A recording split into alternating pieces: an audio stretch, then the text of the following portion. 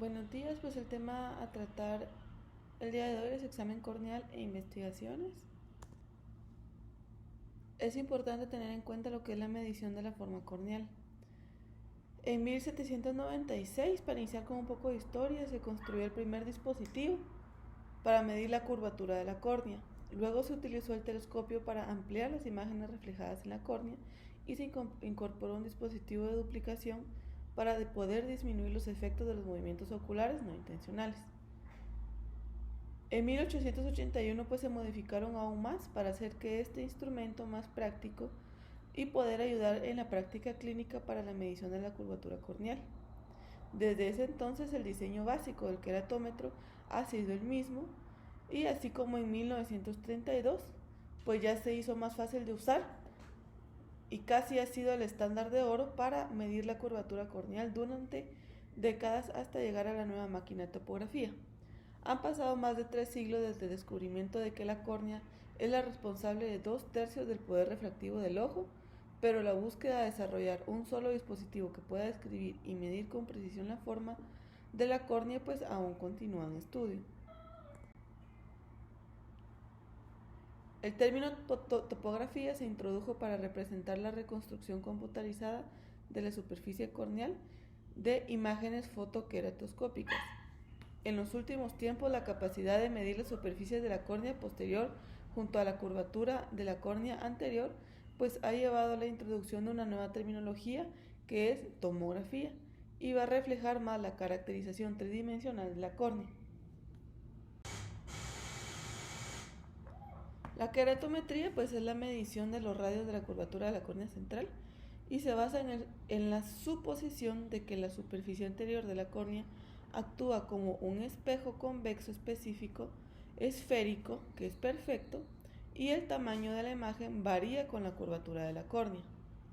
La óptica del queratómetro pues explica con la ayuda del siguiente diagrama, donde la talla de imagen va a estar dividida con la talla del objeto y esto nos va a dar un resultado de distancia de imagen y de distancia de objeto. Entonces, donde la altura de la imagen o la altura del objeto con respecto a la distancia de la imagen desde el espejo y U es la distancia del objeto desde el espejo ya mencionado. Es razonable suponer que para un tamaño objetivo conocido, la medición del tamaño de la imagen dará los radios de curvatura de la córnea y al tiempo que se mantiene constante la distancia de objetivo. Sin embargo, pues ya en la práctica clínica, el medir el tamaño de la imagen va a ser un desafío, ya que hay un movimiento constante de los ojos vivos y los queratómetros actuales van a utilizar el principio de duplicación cuando la imagen se duplica por refracción a través de las dos placas de vidrio giratorias que van a compensar los movimientos de los ojos. La potencia de la córnea se puede derivar del radio de curvatura que se muestra en donde P es la potencia de la córnea, N es el índice de la refracción de la córnea y la siguiente N es el índice de la refracción del aire. Entonces la córnea tiene dos superficies refractantes, la anterior y la posterior, y para calcular la potencia de la córnea se debe de conocer los radios de curvatura de las dos superficies. Más sin embargo, pues no es posible medir la superficie posterior de la córnea con queratómetros y pues el índice de refracción de la córnea se toma generalmente como 1376, pero para compensar la curvatura posterior de la córnea se utiliza un valor de 1375. Así la ecuación se va a convertir que 1.3375 menos 1000 dividido R, donde esto va a ser igual a que los 0.3375 dividido R va a ser el resultado. Y la queratometría pues va a ser útil en el ajuste del lente de contacto y en la medición de las potencias de lentes intraoculares implantadas durante la cirugía de cataratas. Sin embargo, la queratometría tiene las siguientes limitaciones. Supone que la córnea es una estructura esferocilíndrica ideal con un solo radio de curvatura en cada meridiano. Sin embargo, la córnea se hace esférica y se aplana desde el centro hasta la periferia. Esta solo va a medir el área que rodea los 4 puntos de la córnea, que están a 3 milímetros de distancia, y no tiene en cuenta lo que es el área periférica o central. Así que en las córneas más pronunciadas se va a medir una zona menos de 3 milímetros, pero asume que es de 3 milímetros. Por lo tanto, en las córneas más planas mide una zona superior a 3 milímetros, pero aún así esta va a dar valores asumiendo que está midiendo la zona de 3 milímetros, aunque puede llegar a ser más aplanada. Y no da información sobre el área dentro y fuera del anillo de los 3 milímetros, por lo tanto la fiabilidad del queratómetro en córneas asimétricas, como lo que es el queratocono y las cirugías por refractivas, pues puede llegar a ser cuestionable. A pesar de estas limitaciones, pues el queratómetro sigue siendo ampliamente utilizado debido a su bajo costo, facilidad de uso y el mínimo mantenimiento que se le da. La topografía corneal, pues el criterio para evaluar el resultado del procedimiento quirúrgico refractivo es la agudeza visual no corregida y mejor corregida. Esta topografía se ha convertido en el estándar de atención para la detección preoperatoria de un candidato quirúrgico refractivo y también para el análisis cualitativo del paciente postoperatorio, para poder así averiguar las causas de la visión reducida sin explicación después de una cirugía sin incidentes. Con la llegada del procedimiento de enlace cruzado para el fortalecimiento de la córnea ectática, ahora bien también está lo que es la queratoscopía basada en disco plácido. En 1847, el primer queratoscopio, donde se observó el reflejo de un objeto cuadrado de la córnea desde el lado del objetivo, pues en ese momento Antonio Plácido da Costa en Portugal en 1880 y utilizó un objetivo más completo que cubriría un área más amplia de la córnea. Así pues consistía en miles circulares con anillos concéntricos blancos y negros, que estos van a estar alternos con un orificio central para poder observar los reflejos de la córnea. El objetivo pues era descifrar la información sobre la curvatura de la córnea en el examen del patrón de los anillos reflejados, y una reflexión no uniforme generalmente pues denotaba lo que era el astigmatismo o presencia de un queratocono o una cicatriz corneal.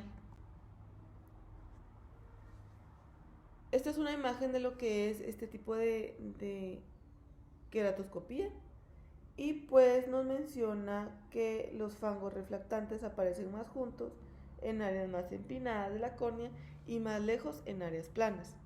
Estos exámenes no van a poder identificar cambios sutiles en la córnea y solo se pueden identificar cambios de curvatura gruesa. Otros avances llevaron a la captura de video de estas reflexiones y los análisis cuantitativos de la forma en la córnea, así como la distribución de energía, se van a representar como mapas. Y con la ayuda de lo que son algún software informativo, estos mapas se representan en diferentes patrones de color para así poder proporcionar información instantánea sobre la superficie de la córnea. Esto se convirtió en lo que es la base de la topografía corneal moderna, y la queratoscopía del disco plácido, en combinación con otras tecnologías como el escaneo por hendidura o la obtención de imágenes, es el estándar de atención para lo que es la detección de candidatos quirúrgicos refractivos y la detección de queratoconos.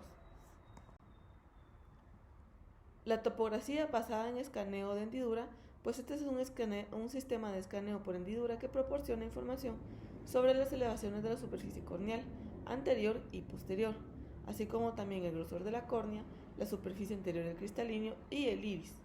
Esto va a utilizar el teorema de la triangulación por escáner de hendidura para el cálculo de la potencia corneal. El mismo principio pues se va a aplicar en la fotografía estándar normal, donde el plano de la lente de la cámara se encuentra a lo que es el paralelo con la imagen. El dispositivo pues va a proyectar 40 hendiduras verticales de luz en el meridiano vertical de la córnea, 20 desde la derecha y 20 desde la izquierda, que van a cubrir toda la córnea en un ángulo fijo de 45 grados. La cámara de video digital captura las hendiduras y se analizan con bordes anterior y posterior. Cada hendidura tiene 250 puntos de datos, lo que hace un total de 9.600 puntos de datos analizables, y los datos de las áreas entre las hendiduras se van a extrapolar. Un avance significativo fue la incorporación de una imagen de disco plácido en la tecnología de escaneo de hendiduras para poder directamente medir la curvatura de la córnea anterior y potencial corneal. En la imagen pues se puede observar una impresión del Orbscan que muestra el mapa cuádruple, donde en la imagen A se ve una córnea normal, en la B una córnea queratocónica, arriba a la izquierda hay una elevación anterior, arriba a la derecha hay una elevación posterior y abajo a la izquierda pues se ve el mapa de curvatura queratométrico y abajo a la derecha la paquimetría óptica. Algunas de las diferencias importantes a tener en cuenta son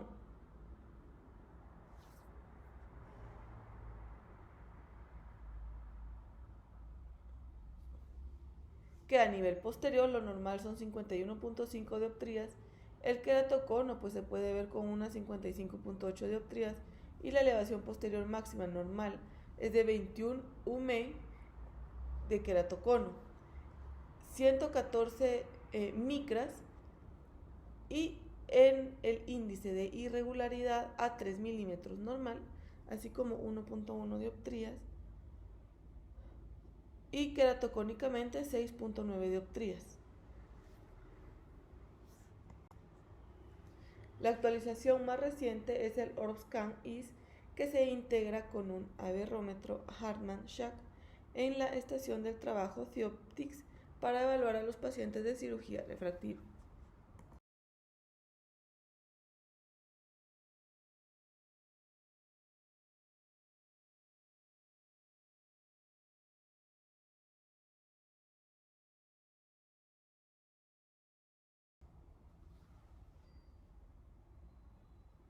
El Oculus Pentacam combina una cámara de Scheimpflug giratoria junto a una cámara estática. Las cámaras giratorias escanean la córnea de un 0 a un 180 grados junto con una fuente de luz de hendidura monocromática alrededor del eje óptico para adquirir imágenes de hendidura, y pues la cámara estática se coloca en el centro para registrar el contorno de la pupila y actuar como un punto de fijación. En esta fotografía pues se evidencia que hay una reconstrucción de imágenes tridimensionales para proporcionar topografías corneales anteriores y posteriores junto con varios parámetros que son generados por software informático. En la interpretación de la topografía corneal, pues la máquina va a identificar la dimensión de la forma de referencia seleccionada que puede adaptarse mejor a la córnea examinada en función de sus características individuales. Esto se llama superficie de referencia de mejor ajuste, que suele tener un diámetro de 8 milímetros, puede ser una esfera, una asfera y un asferoide tórico y un elipsoide con múltiples opciones disponibles y personalizables en cada dispositivo. Los mapas pues suelen demostrar como los datos de elevación reales que se comparan o se desvían de esta forma de referencia de mejor ajuste. Se muestra tanto para elevaciones anteriores como posteriores para que sea más fácil de interpretar, y los mapas de la impresión están codificados por colores y representan los datos de elevación, así como cualquier punto más alto o más bajo en comparación con la forma de referencia de mejor ajuste. Esta representación por colores, donde caliente, rojo o frío, azul, respectivamente, pues da una referencia al resultado y el tipo de forma de referencia.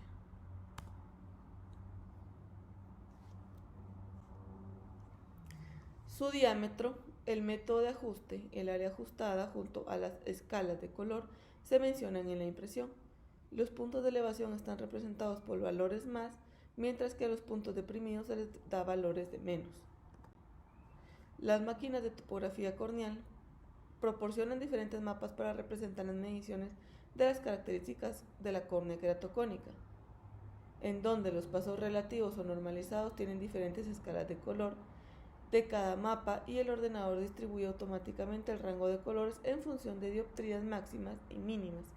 La ventaja de la escala relativa es que proporciona más detalles topográficos, ya que los pasos son comparativamente más pequeños. En el mapa cuádruple refractivo de topografía de Pentacam, lo normal, en la imagen A, las queratografías son inferiores a 47.2 dioptrías, la zona de elevación frontal de un máximo de 4 milímetros, o sea, un corte mayor de 12, y la zona de elevación trasera con un máximo de 4 milímetros, con un corte mayor de 22, y la zona del rango normal con el punto más delgado es de 500 a nivel de queratocono. En la imagen B, en el queratocono, pues las queratometrías son más de 47.2 dioptrías, la zona máxima de elevación delantera y trasera es de 4 milímetros y está por encima del valor de corte, lo que es más importante, y pues los puntos elevados en los mapas de elevación frontal y posterior van a corresponder a la mayor potencia en el mapa de curvatura axial y el punto más delgado en el mapa de paquimetría, es decir, que la presencia de un toque de 4 puntos es el resultado de todo esto, viendo así la esfera de mejor ajuste. Este es el mapa de curvatura más utilizado y muestra los patrones topográficos típicos de varias enfermedades corneales, como el patrón asimétrico del eje radial sesgado en el queratocono o el patrón de garra de cangrejo en la degeneración marginal pelúcida. Sin embargo, por la medición de la curvatura periférica y los cambios locales o más pequeños se pueden perder fácilmente en el mapa de curvatura axial. En el mapa tangencial, pues no asume la morfología esférica de la superficie corneal y en su lugar mide la curvatura en cierto punto de la superficie corneal en una dirección meridional en relación con los otros puntos de ese anillo en particular, y puede detectar incluso cambios localizados en la morfología de la córnea y por lo tanto sufrir una variación.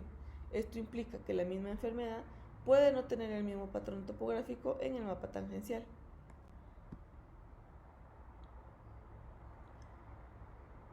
En las superficies corneales, los datos de la superficie posterior de la córnea son muy útiles para la detección temprana del queratocono. Una esfera posterior de mejor ajuste de más de 54 dioptrías debe surgir sospecha incluso si la esfera posterior de mejor ajuste anterior está dentro del rango, que sería entre 41 y 46 dioptrías. La elevación posterior máxima es la magnitud absoluta en micrómetros de la superficie corneal posterior por encima de lo que es una esfera posterior de mejor ajuste, y pues la elevación posterior máxima de más de 40 se ha descrito como un índice de diagnóstico para lo que es el queratocono. En el mapa de espesor, pues este mapa proporciona la distribución del grosor de la córnea y se obtiene la reconstrucción de la parte anterior y posterior.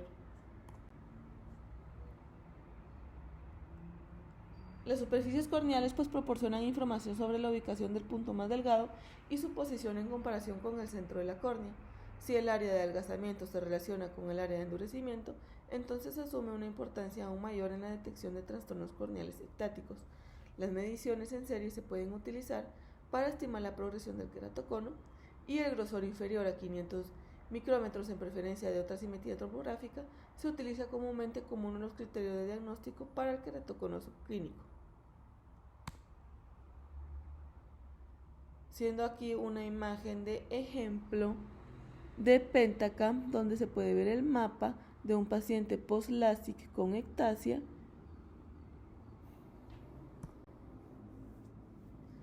Los índices estadísticos pues son los índices de uso común en lo que es la topografía corneal. La diferencia entre los dos denotará el astigmatismo corneal, y un estudio demostró que los SINK de 43.53 más o menos de 1.0 dioptrías para las córneas normales, y estableció un valor de corte para el grupo de queratocono como el doble de valor de la desviación estándar del grupo de control. Está lo que es la queratometría central, que es la K central, con valores entre 47.2 y 48.7 dioptrías, que ya se consideran queratocono probable. Está la simetría inferior superior, donde valores entre 1.4 dioptrías y 1.8 dioptrías se considera como el corte para la sospecha de queratocono, y la inclinación del eje radial más espinado, donde un valor superior a 20 grados se considera queratocono. Se puede ver irregularidad en la superficie del Horsband, y no refiere que este valor no va a ser significativo siempre para el queratocono, sino que simplemente indica irregularidad. La pantalla de ectasia mejorada con Berlin. Esta es una herramienta de visualización disponible en Pentacam que combina la evaluación corneal pasimétrica y basada en la elevación en una pantalla con todo incluido. Se ha demostrado que mejora la sensibilidad en la detección de la ectasia y es una herramienta de detección útil para cirujanos refractivos. Los mapas de elevación y paquimetría se colocan uno al lado del otro para proporcionar un cribado rápido y efectivo de los pacientes para detectar sospecha de enfermedad ectática. A diferencia de otros mapas, el mapa de diferencias utiliza solo 3 colores, verde, amarillo, rojo, para la representación de los datos de elevación. El verde representa los ojos normales, mientras que el amarillo representa los ojos sospechosos y el rojo representa los ojos queratónicos. Hay múltiples parámetros topográficos. Cuando se combinan juntos han demostrado una mayor sensibilidad y especificidad en comparación de cualquier parámetro individual. Cada parámetro se informa como una desviación estándar basada en la comparación con una gran base de datos normativa publicada, y el valor de 13 dioptrías se utiliza principalmente para la detección refractiva, donde la identificación de un mapa normal es crítica. El Pentacam proporciona un mapa detallado de distribución del grosor de la córnea con una precisión y repetibilidad de 3 UM. El queratocono tiene una tasa más alta de aumento de espesor hacia la periferia y por lo tanto tiene un aumento más rápido y abrupto que las córneas normales. El Pentacam clasifica las córneas en función de la topografía anterior en varias etapas. Como podemos ver en la siguiente imagen, pues de la clasificación de la topografía del queratocono. El software de Pentacam ofrece 7 índices de la superficie córnea de la córnea anterior que se calculan de acuerdo con una fórmula no revelada que se validarán en grandes series. Este software compara los valores medidos con las medidas y desviaciones estándar de una población normal y proporciona indicación de codificados por colores. La evaluación de la superficie corneal, pues la reducción de las sensaciones corneales generalmente se presenta con una erosión corneal con puntuación interpalpebral que eventualmente progresa a defectos epiteliales si no se trata y causa una úlcera neutrófica. En una práctica clínica, el uso más importante de las pruebas de sensación corneal es para hacer el diagnóstico de la queratitis de herpes simple. La evaluación cualitativa y cuantitativa de la sensación corneal se puede hacer mediante varios métodos. A nivel cualitativa, pues utilizando anestésico local, no debe usarse antes de la prueba. Se debe tener en cuenta el cuidado paciente para llevar la mecha de algodón de los lados para evitar asustar al paciente. Y la respuesta se observa comparando el reflejo de parpadeo y la respuesta del paciente entre los dos ojos. La medición cuantitativa, pues es usando un estesiómetro de Cochet-Bonnet. Es un dispositivo con un monofilamento de nylon ajustable de 6 centímetros de largo y la punta de nylon se lleva a la superficie corneal perpendicularmente y la respuesta se nota para cada cuadrante y se registra. La disminución de las sensaciones corneales en la queratitis viral como el herpes simple y el herpes zóster ayudan en el diagnóstico de enfermedades. Los usuarios de lentes de contacto a largo plazo han reducido las sensaciones corneales con una caída del 150% en 6 meses de duración en el uso de lentes de uso prolongado. La sensación corneal mejora progresivamente con el tiempo después de la queratoplastía penetrante, pero la córnea central nunca recuperará la sensibilidad normal. Las cirugías refractivas también afectan a la sensación de la córnea y los pacientes que se han sometido a LASIK tienen sensaciones corneales significativamente mejores que los pacientes que se han sometido a una queratectomía fotorreactiva.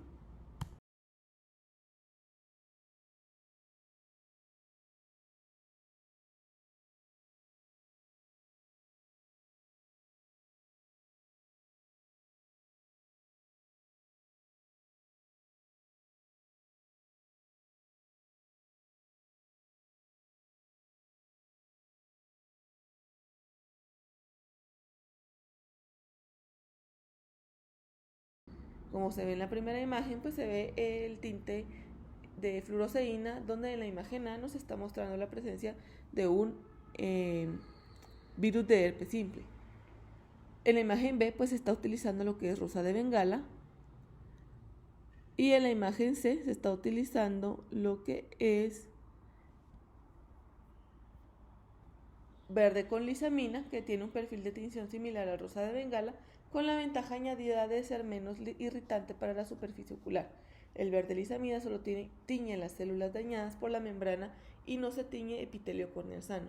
En general, la mancha de lisamina se puede considerar un mejor tinte en comparación con rosa de Bengala, ya que es más tolerable y menos tóxica para los ojos. Se cree que el rosa de Bengala es un derivado de la furosemida, tiñe las células muertas y dañadas sin penetrar en defectos epiteliales o espacios intracelulares. Se utiliza para detectar y evaluar la queratoconjuntivitis, neoplasia escamosa, dendritas epiteliales de la córnea herpética y varias formas de queratitis puntual superficial. En la medición corneal se puede evaluar lo que es el grosor por medio de lo que es la paquimetría. Hay dos tipos de técnicas paquimétricas, las mediciones puntuales y el mapeo de área amplia.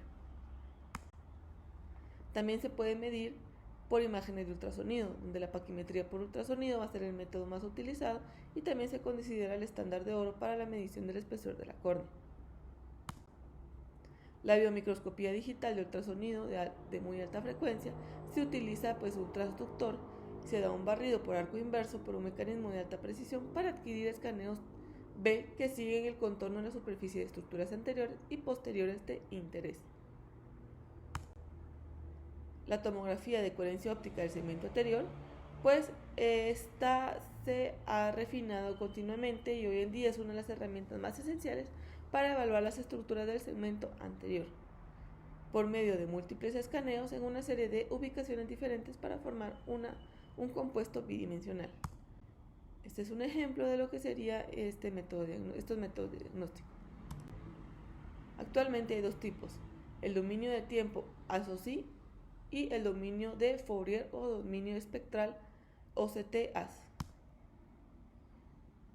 El escaneo de hendidura o por imágenes de Scheinfeld, la máquina de topografía corneal proporciona una distribución de grosor de la córnea mediante la reconstitución de la superficie corneal anterior y posterior. Y lo que es la microscopía confocal es una herramienta útil para estudiar la microscopía corneal in vivo con aplicaciones clínicas en el diagnóstico de acantamoeba y queratitis fúngica. La microscopía especular se utiliza para analizar el endotelio corneal, pero también puede medir el grosor de la córnea mediante un enfoque diferencial. La microscopía especular es una técnica no invasiva para determinar la densidad y la morfología de la córnea. En esta imagen es un método de comparación. Aquí se compara el patrón del tamaño de las células endoteliales del paciente con un estándar conocido como patrones hexagonales para varias densidades celulares.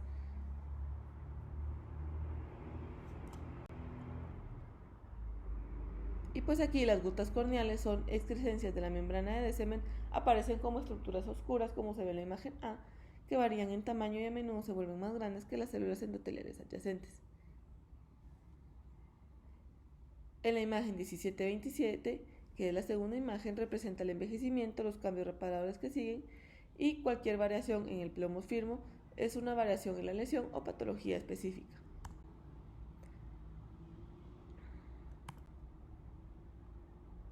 Esta microscopía especular juega un papel importante a la hora de planificar una cirugía intraocular. Una córnea clara con una paquimetría normal no es garantía de morfología endotelial y una densidad de células normales. Ahora, en la microscopía confocal permite obtener imágenes in vivo no invasivas del grosor total de la córnea viva. Los tres tipos más comunes son microscopio confocal de barrido de tándem, el de barrido por hendidura y el de barrido por láser. El uso más importante de la microscopía confocal en el escenario clínico es la detección e identificación del organismo causante en las infecciones corneales. Y en la biomecánica de la córnea, es un estudio de las propiedades mecánicas de la córnea y su respuesta al estrés es la biomecánica corneal. La córnea contribuye aproximadamente 2/3 del poder óptico.